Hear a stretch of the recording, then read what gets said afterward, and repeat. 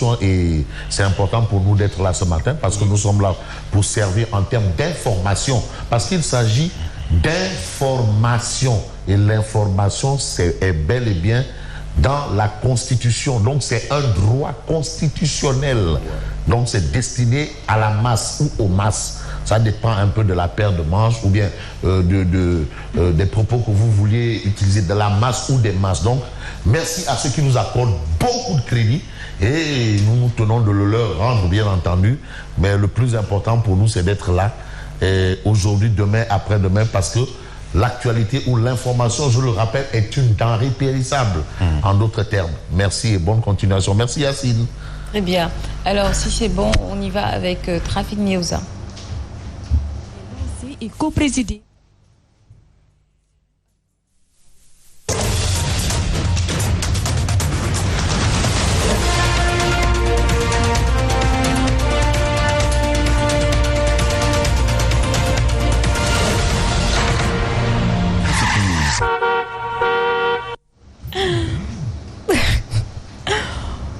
Bonjour l'équipe Traffic News. Alors bonjour Yacine. Papa Allez, comment allez-vous?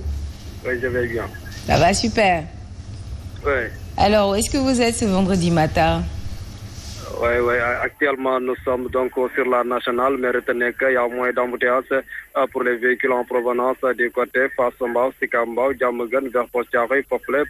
Donc c'est pas difficile, malgré nous avons noté beaucoup de véhicules, mais vous pouvez passer par là-bas pour continuer votre circulation. Après Postiaray, la voie est complètement dégagée pour cette Q7, continuer vers le rond-point type, c'est aucune difficulté à signaler sur ce tracé.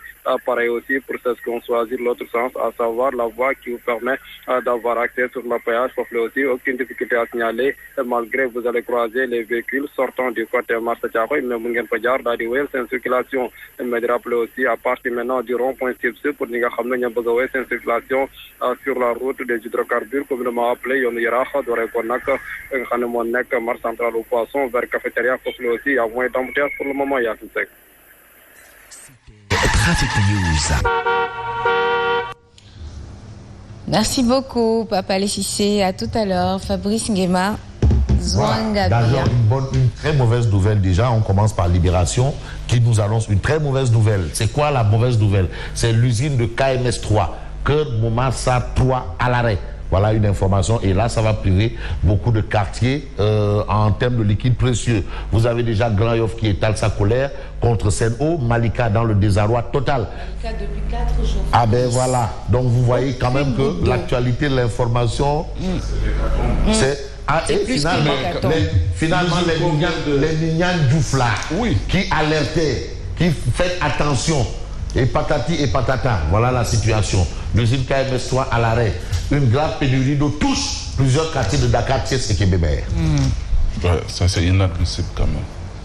Et on vous dit que KMS3 est à l'arrêt. Ça fait pas longtemps qu'on a bien entendu. On a inauguré ça. Ça fait pas longtemps qu'on a inauguré en grande pompe d'ailleurs. Et d'habitude on nous dit oui, les problèmes, tous nos problèmes d'eau potable sont réglés avec le KMS. Définitivement. Mais non, tu sais, il faut. Les gens utilisent des termes. Le français, ce n'est pas de la gnognotte. Définitivement réglé. Pas réglé, mais définitivement. Ça veut dire ce que ça veut dire. En tout cas, voilà la situation et c'est Libération qui donne l'information. L'autre information gravite autour justement des élections locales. Alors, après le dépôt des listes pour les élections locales, l'heure des comptes et mécomptes. Ça, c'est l'information de Libération ce matin. J'ai bien envie de prendre une information qui aujourd'hui fait également l'actualité, c'est le quotidien. Après son investiture par Yewwi Askan Wi, battent entre deux recours. Le premier recours, c'est Pastef Mermoz qui l'accuse d'avoir déposé une liste parallèle. L'autre, c'est l'affaire Ndiaga Diouf jugée en appel le 10 novembre. Donc, Barthélémy Diaz, apparemment, Yewwi Askan Wi. Bon, si on prend les choses telles quelles, peut-être n'aura pas de candidat à la mairie de Dakar. Attention. Donc il y a la jurisprudence Khalifa Sall. Absolument. Donc il faut dire quoi? Il faut dire tout simplement attention. Bref. Donc est-ce que eux ils le savaient? Est-ce qu'ils le savaient? Parce que quand même, je me dis que ceux qui sont justement dans Yewwi Askan Wi, ce ne sont pas des nains. En tout cas, ce dossier a toujours été un épée de Damoclès. Absolument. Au-dessus de la tête de M. Barthélémy Diaz. Mais le plus important dans tout ça, c'est quoi? Ce qui est important, c'est ce que nous livre également Tribune quotidienne, Barthélémy Diaz dans l'œil du cyclone. Barthélémy Diaz dans l'œil du cyclone, il dépose sa liste et il reçoit une assignation le lendemain. Alors, coïncidence, est-ce que le débat réside dans la coïncidence ou dans le sujet en tant que tel? Là, maintenant, les spécialistes et entre autres auront peut-être de quoi avoir du grain à moudre à ce sujet. Mais au sujet des locales, on parle de Dakar, Ziguinchor, Kaolack, Saint-Louis, Thiès, Djolof, Linguère, Benno en danger. Benno en danger. Il s'agit des zones à haute tension. Les zones à haute tension, risque de vote sanction. Attention, risque de vote sanction. Il y a un risque. Ouais. Et comme je le dis, les élections locales, c'est du naritane, 100%. Là-bas, personne n'est personne.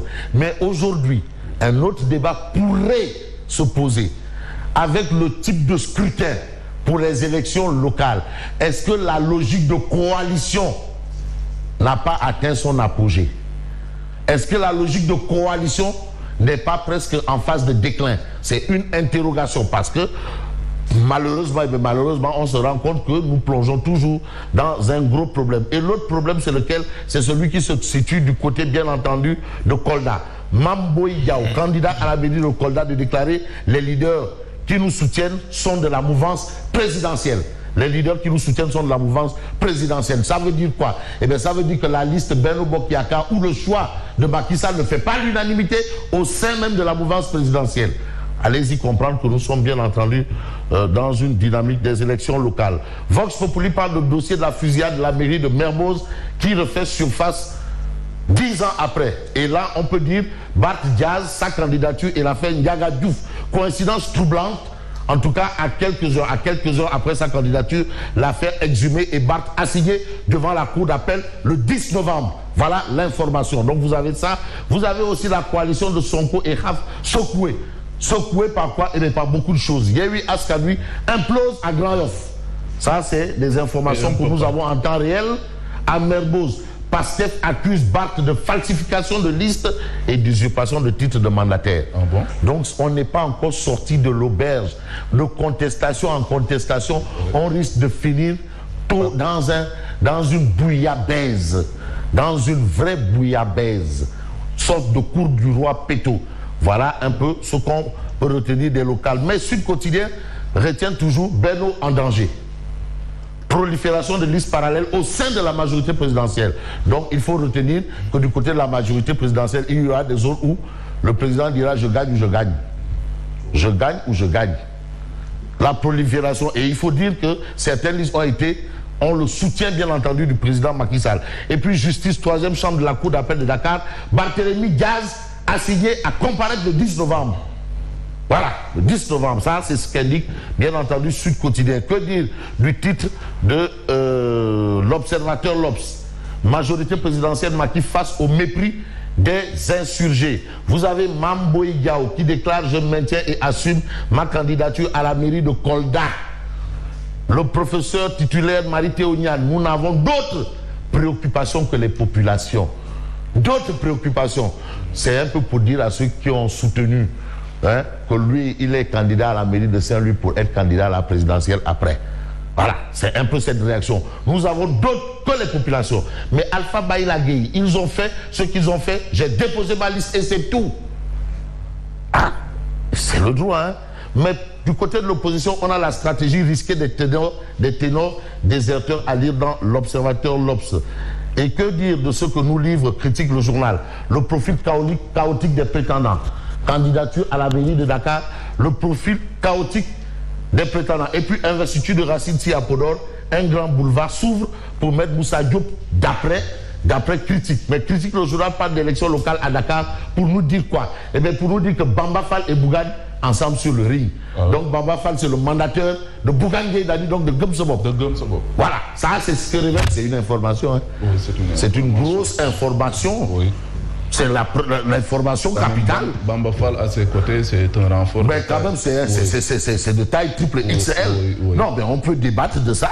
Hein, mais Fofana, il faut en parler. Oui, parce que là, vraiment, c'est une combinaison. Oui. Là, on est. Les turfistes peuvent avoir une idée claire par rapport à ça. Non, boy, attends un peu. Bon, bref. Mon ami, ah oui, c'est lui la star du moment. Hein? Oui. Hein? Monsieur Sarr, lauréat du prix Goncourt 2021. C'est lui la méga star. Mais on parle des bébés stars. Direct 12, opposant au sud et soutien de Ben Bokiyaka au nord, à quoi joue Baldé? C'est une interrogation. Mais vous avez ici Bougane mise sur son expérience. Parce que Bamba Fall n'est pas un homme politique, il a de l'expérience. Non, il a rampé pour arriver là. Tu sais, il y a deux types d'hommes politiques, ceux qui ont parachute d'en haut et ceux qui passent par le bas, comme les Fada et entre autres. Ils sont nombreux, hein, ceux qui ont rampé. Donc vous avez Bamba Fall a été formé à la bonne école du Parti Socialiste. Et qu'est-ce qu'on peut retenir? C'est la résultante de l'inexpérience par rapport à la situation de Gumsobop. Je rappelle que dans certaines localités, comme par exemple Hambourg, on nous dit que le mandataire de Gumsobop a disparu à les listes. Personne ne peut le localiser, ni l'identifier. GPRS 0. Et puis, voilà une interrogation. Le pouvoir travaillerait-il, le pouvoir travaillerait à invalider la liste de Bougane? C'est une interrogation. Pourquoi est-ce que Direct News pose cette question? Est-ce que la liste de Bougane sera invalidée? C'est une interrogation. Oui. Parce qu'il y a des interrogations, affirmations. Il y a des interrogations, interrogations. Il y a des interrogations, négations. Et des interrogations, affirmations. Bon, là, maintenant, je retourne un peu. Du côté de l'école primaire, les interrogations, les exclamations, les signes, machallah. Non, c'est bon d'avoir fait des humanités. Non, non, c'est important. Donc, le pouvoir travaillerait. Parce que la phrase est affirmative, mais avec un point d'interrogation. Le pouvoir travaillerait à invalider la liste de Bougane. Point d'interrogation. Oui. Interrogation, affirmation. Ou affirmation interrogative. Attention. Bon, bref. Je vais m'arrêter finalement à l'actualité du jour. Et c'est ça qui est important. Mohamed Mbougar Sarr, lauréat du prix Goncourt, le modèle de jeune dont le Sénégal a besoin. Ah oui. C'est vrai qu'il y a les réseaux sociaux, il y a tout ce monde-là, mais quand même Mohamed Mbougar a quand même relevé, a quand même démontré que le Sénégal, c'est une nation d'hommes de valeur. Il ne faut pas jeter le bébé avec l'eau du bain. C'est vrai que j'ai pris ma douche par mon bain ce matin, et là je vous dis merci et bonne continuation. Merci beaucoup Fabrice. Merci. Merci et à lundi. Et votre revue de presse qui revient tout à l'heure, juste après le développement du journal. Et tout de suite, nous allons commenter.